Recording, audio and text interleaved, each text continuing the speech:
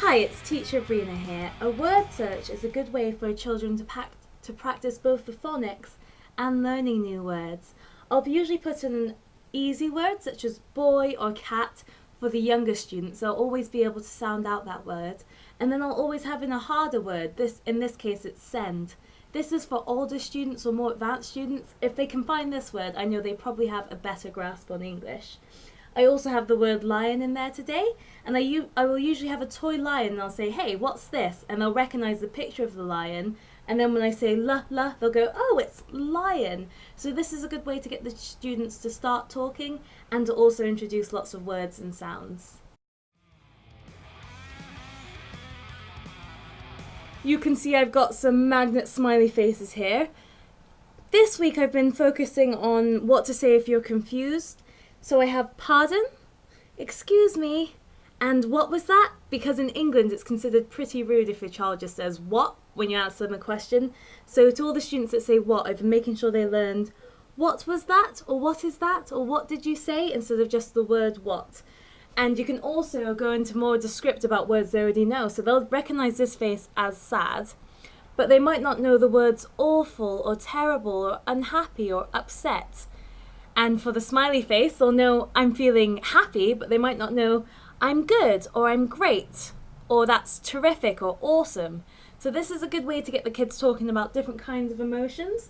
And it's fun and bright and colourful at the beginning lessons, yeah? They've got angry faces, I'm feeling mad, and also worried faces. Oh no, I'm so worried. Are you okay? So things like this can be good icebreakers, and it gets the kids talking about their day and how they're feeling.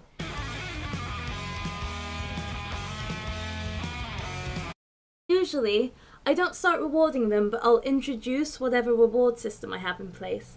So for instance, last week I had a beehive there, and I only had the bees here, and flowers and other pictures along the way. And every time the children answered it correctly, I said, you're getting the bee home, you're getting closer to the bee getting home. But this week I have a different layout. I've got several animals and creatures lined up here, and I asked the children to choose their favourite.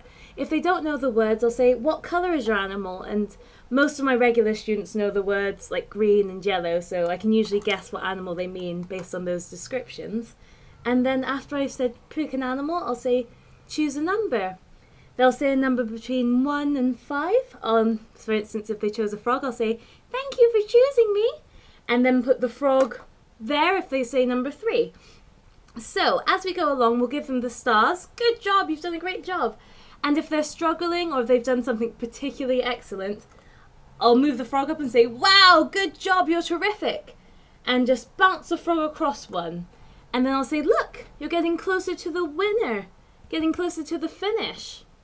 And they get a gold Pikachu star if they make it all the way around. And all the kids are a big fan of this golden Pikachu. So we've got our board here. The children jump across. They know they progress as they do a good job. And this week I've got different games in place. So sometimes I'll just have like encouragement. I'll say good job, or I'll take a break and show them a video. But in this case, I just had little games to play and reminders of songs. So, for instance, if it's Twinkle Twinkle Little Star because they've chosen 4, and I know the child definitely knows the word for Twinkle Twinkle Little Star, I might give them an option. So I'll draw a star, I'll draw a sheep, and I'll draw a bus. And I'll say, circle the song you want to sing. Or I might go more in depth because they'll all know the words, but I'll say, what does above mean? Above the world so high. What does that mean? And a lot of the time they don't know what these words mean, so it's a good chance to talk about vocabulary that they've already heard and maybe they can already say, but they don't quite comprehend yet. And this is generally my board. I change it every week, and it's good for all kinds of warm-up and reward systems and cooling down. And it's a good way to just review and make sure all your children know the same baseline of information. This makes grading them a lot easier. It makes the questions you ask a lot easier. And obviously you have different advanced and medium and beginner levels of all the material, but you know how to adapt the same bit of information. That's the key to really being able to handle whatever student comes through, I suppose. Thank you very much. I hope you've enjoyed.